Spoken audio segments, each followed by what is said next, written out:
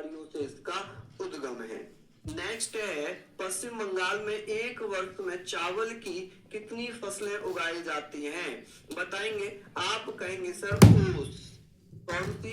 ओस, अमन, बोरो। अमन, बोरो। ये जो फसलें हैं ये तीन चावल की फसलें होती हैं। चावल की फसलें ये कहां पर उगाई जाती हैं? आप कहेंगे सर ये उगाई जाती है पश्चिम बंगाल में। तो जाहिर सी बात है फिर इसका क्या हो जाएगा? 3 इसका सही आंसर होगा। क्या इसका सही आंसर होगा? 3 इसका सही आंसर होगा। आप कहेंगे ओस, अमन, बोरो। ये 3 हो गई। कितनी हो गई जी? 3 हो गई इसकी। नेक्स्ट है लिखा हुआ है कि भारत में निम्नलिखित में से किन स्थानों में दिन और रात के तापमान में बहुत कम अंतर होता है? बहुत कम अंतर होता है। आप कहेंगे सर मतलब मौसम लगभग एक जैसा ही रहता है, लगभग एक जैसा रहता है। और बहुत ज्यादा अंतर कहां पर होगा?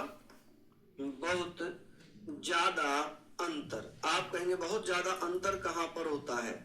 ज्यादा अंतर कहां होता है? आप कहेंगे सर कहां पर हो जाएगा? जल्दी से बता दीजिए। आप कहेंगे थार।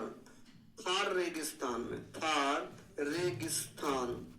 थार रेगिस्तान क्योंकि यहाँ पर रेत होता है। यहाँ रेत होगा तो दिन में टेम्परेचर तो लगभग 50 डिग्री सेल्सियस जाता है डे का टेम्परेचर। वही रात की अगर मैं बात करूं तो रात में ये 15 डिग्री सेल्सियस भी चला जाता है। ठीक है, तो सबसे ज्यादा अंतर तो भैया थार रेगिस्तान में होगा। और यहाँ पर चेन्नई तिरुवनंतपुरम में टेम्परेचर में बहुत कम अंतर होता है, बहुत कम अंतर होगा। ठीक है, चलिए हाँ जी आगे बात कर लेते हैं। लिखा है कौन सा वन्य जीव अभ्यारण्य उत्तर भारत में 3 राज्यों का संरक्षित क्षेत्र है? ये गंभीर रूप से संकटग्रस्त घड़ियाल, लाल कलगी वाला कछुआ तथा संकटग्रस्त गंगा नदी की डॉल्फिन के लिए भी प्रसिद्ध है। अब डॉल्फिन के लिए भी बात हो गई है तो आप कहेंगे सर चंबल।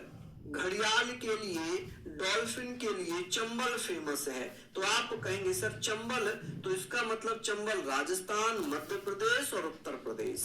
ठीक है जी, चंबल नदी पर है। अब आप मेरी बात समझ गए होंगे कि मैं चंबल नदी की बात कर रहा हूं। चंबल नदी, तो ये चंबल नदी कहां पर? राजस्थान में होगा। अब आप एक ही चीज समझ गए होंगे, राष्ट्रीय चंबल अभ्यारण्य। राष्ट्रीय चंबल अभ्यारण्य ये कहां पर है? तो आप कहेंगे सर ये कहां पर होगा? आप कहेंगे सर यूपी, राजस्थान। कहां पर? राजस्थान, मध्य प्रदेश और आपका यूपी। 3 राज्यों में है। ये कहां पर है? 3 राज्यों में है। चलिए नेक्स्ट है, बाकी तो मैंने कराए सब, क्योंकि मैं इनको बार बार एक्सप्लेन करने का मतलब यह है कि फिर तो आपके आंसर, आज भी मुझे लग रहा है कि कुछ बच्चे आंसर नहीं दे पा रहे हैं। या तो हो सकता है इन बच्चों ने रेगुलर क्लास नहीं ली थी, रेगुलर प्रैक्टिस सेट नहीं लिया है, क्योंकि ये तो क्वेश्चन हमने किसी न किसी प्रैक्टिस सेट में तो किए हैं और एक्सप्लेन किया है, या फिर रिवीजन नहीं किया।